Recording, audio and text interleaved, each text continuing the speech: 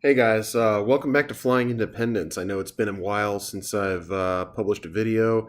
There's been a lot of changes going on around here. Obviously, the scenery is different in the background. I'm in a different spot now. So I'll start off with a little bit of the story that's been going on here. Uh, since I published the last video, last time I was working on my CFI, I was working on flying with some of the guys in my local area. Uh, that kind of petered out. The business relationship changed a little bit. Not good, not bad, just change. In the last few months, I've gotten out of the Air Force. So as you can tell, I'm a civilian now. Uh, got a job flying unmanned aircraft again, the MQ-9 Reaper, as a contractor, and the company I got hired on by was generous enough to send me to launch and recovery school. So for those of you that aren't familiar with the unmanned platforms out there, um, the basic concept is that the military and the bigger UAVs, the MQ-1s, the MQ-9s, the Gray Eagles, the MQ-1Cs, they fly generally by satellite, but there's a delay in that link. All right. So that's not the way you want to take off and land with about a 2 second delay between your input and the response from the aircraft. So the way we fly those is the bulk of the mission. You know, the missions can be 12, 16, 20 hours long. Those are flown stateside by military members via satellite link. The takeoff and landing, obviously operating close to the ground, and you want that instant response, those are handled locally, whether it's in Afghanistan or Iraq or wherever. Those are handled locally via a line of sight link, which is instantaneous. And over the years, the Air Force has figured out that having the same people control both aspects of the flight, because it's unmanned, because it's different. Again, I've said before, these airplanes are airplanes. They do require pilots and crew, but they're different. So the Air Force has made in my opinion, wise decision to specialize these crews. So you have certain crews that are specially trained in conducting the mission, surveilling bad guys, shooting bad guys, all of that stuff.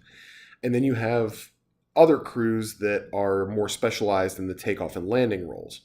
Again, normal airplanes, manned airplanes, the pilot takes it off, the pilot lands it, the pilot conducts the mission, in addition to the rest of the crew. Unmanned, it's proven better to separate those roles and specialize those roles. So in 2,000 or 3,000 hours of flying the mission, I never actually took off or landed an MQ-1 or MQ-9. So I know the airplane very well, but I've never actually launched it or recovered it myself. So that's what I'm in school for now. And it's an Air Force training program in Nevada. So I'm side by side with military and contract instructors and military and contractor students. And part of this video is to explain that side of it, where these roles are different in the unmanned world, and they're specialized, and there's good reason for that. Like I said, the other part is to highlight some instructional things. Most of my videos so far have highlighted some instructional techniques and some things for students and instructor pilots to be aware of, as far as the learning process and all that I've gleaned from my time as a pilot and as an instructor. And one of the things that has struck me since I've been in this training program out here, there are a lot of very, very highly experienced instructors in this program, in this squadron.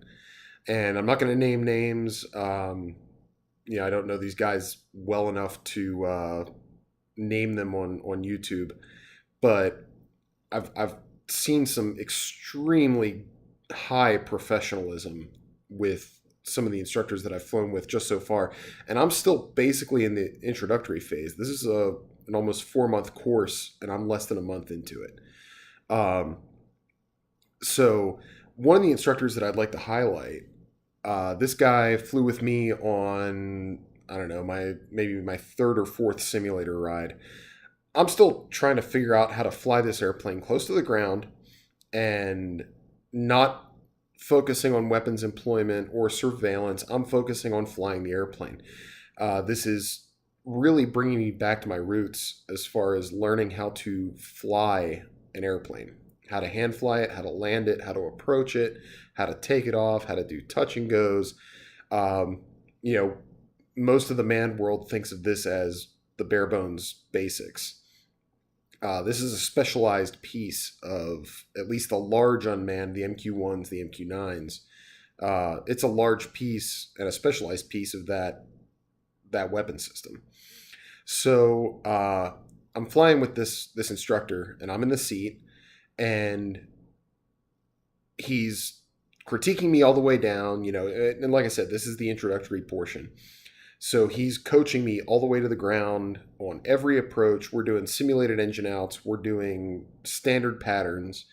We're doing emergency procedures from 10, 20 miles out, and doing engine out landings from a pretty long range glide back. So he's actually being a very good instructor. And he told me the whole way through he's seeing improvement. He's seeing me take these lessons on every pattern, place them into my practices on the next pattern, and then improve my performance every time we go around the patch. So that's helping me out. I'm my own worst critic, so I think I'm flying terribly. He's giving me that positive reinforcement. So we get to the debrief. And the pre-briefing was excellent. He gave me a lot of really good information to go into the lesson with. We flew the lesson 2 or 3 hours, just beating up the pattern. And since it's a simulator ride, he can just pull me back out to whatever position he wants me in, put me back into whatever scenario we've set up for the next one, whether it's a standard pattern or an engine out or whatever. And in the debrief, we're going through all these things again. We're reliving all of these events and all of my negative trends. I tend to line up, south of center line for some reason. Doesn't matter which direction the runway is that day. I seem to end up south of center line. Doesn't matter which way the winds are going. Again, this is like learning to fly all over again, except I know the airplane.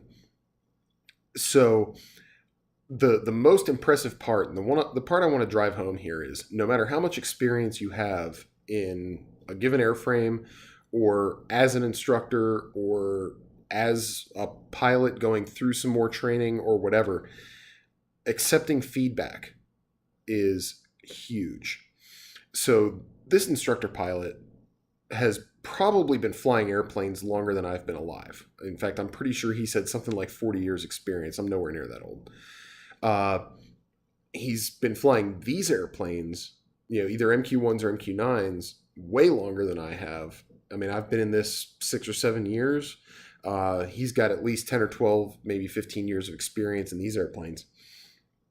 And, he's a retired Air Force fighter pilot. He's teaching in these airplanes now, and he's a very good instructor. So one of the things, first thing he said to me, or that he impressed upon me, he recognized my experience. So he's not treating me like the brand new guy coming straight out of Holloman, straight out of the schoolhouse. So that's point one. Know your student and teach to that student's level, right? He's got to have different instructional styles for different levels of experience. I'm very highly experienced in the mission environment, so he knows I know the airplane, and he knows I know how to fly, and he asked me about my other experience. I have a commercial pilot's license. I'm a multi-engine pilot. I'm an instrument pilot. I was an evaluator in the MQ-9. So he knows that experience level. And then he taught and briefed and debriefed to that level. So, number one, know your student and teach to the student, not to the material, not to the mission that day necessarily, but frame all of your instruction around the student and their learning style, their experience level, all of that. The second thing he did that seriously impressed me was he asked me for feedback. All right, now I'm the student here. I'm the one who's inexperienced in this particular set of operations. He's the one supposed to be teaching me, and he did. He gave me a ton of great information and a ton of good knowledge.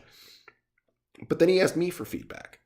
What could I have done better? What could I have changed about my instruction?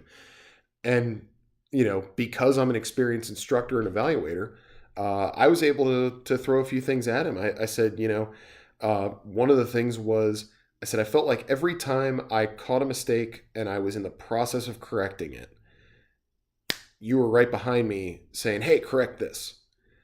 Okay, perfect. That's exactly what that's his job, is to sense my mistakes, correct them, show me the right way to do things. But there's a certain instructional, not style, but kind of just a thing you sense when you have to let the student make the mistake. Let them make the mistake. Let them learn from their own. A lot of these are self-critiquing. If I'm off center line or I land sideways or, whatever, that's self-critiquing. I know I did that wrong. And I told him, I said, you were a little too quick to jump in with the corrections. I said, I'm sure you saw it, 15 minutes before I did it. These patterns are 5 minutes long, but I know he saw these issues, these glitches, these problems, these errors developing way before I did. And it just seemed that every single time that I caught my own error, he was jumping in half second later before I could show that I was correcting it to correct it for me. All right. And I told him, I said, I saw some of these errors coming. It's a more valuable learning experience for me if you let me correct it on my own, or you let me make the mistake on my own and see the ramifications of that. And the most impressive part was that he thanked me for that feedback. He, again, I'm the student, he's the instructor, he's the guy with tens of thousands of hours, I'm sure, and, 10, 15 years of experience in this particular, flying on this base. This guy's he's probably got the entire pattern, all these procedures memorized, and I'm just learning them for the first time. And I'm telling him that as an instructor, I would appreciate a change in his instructional style. And he accepted that, and he thanked me for it. That tells me that he is a truly professional instructor that understands he ain't perfect, and neither am I. And, none of us is perfect. He is still trying to learn and improve his game and improve his instruction. And he's willing to accept that type of criticism from students. Albeit I'm a pretty highly experienced student, but that level of professionalism is what we should all seek. Whether you're a private pilot and you don't know anything, or you're a student pilot, or you've got tens of thousands of hours, but that new co-pilot just showed up fresh out of the schoolhouse and reminded you of some things that you had forgotten about your airplane.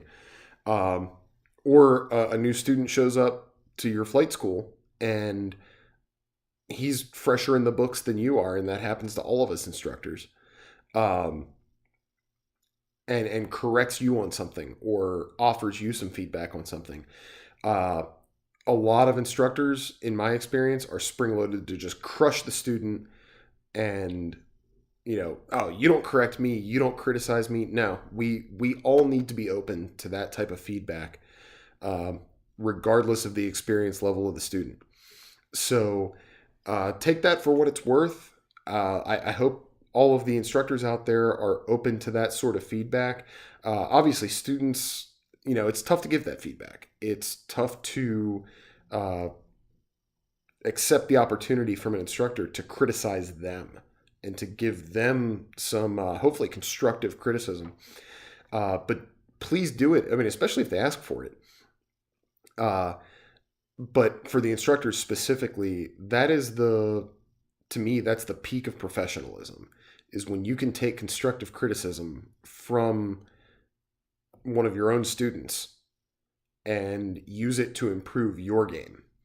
So that's all I got for today. Hopefully, I'll have some more of these tidbits as I go through the LR school. I'm certainly not going to even try to film any of this stuff. These are Air Force airplanes and Air Force GCSs on an Air Force base in an Air Force training program, and I'm now just a lowly civilian. So I'm not even going to ask if I can bring a GoPro into the GCS or anything like that. I'm sure there's plenty of video out there of MQ-9s taking off and landing, so go check those out on YouTube. And until next time, leave your notes, warnings, cautions, questions, comments, concerns down in the comments below. I'm 100% certain to read those. And until I come up with something else to video, Outbreak out.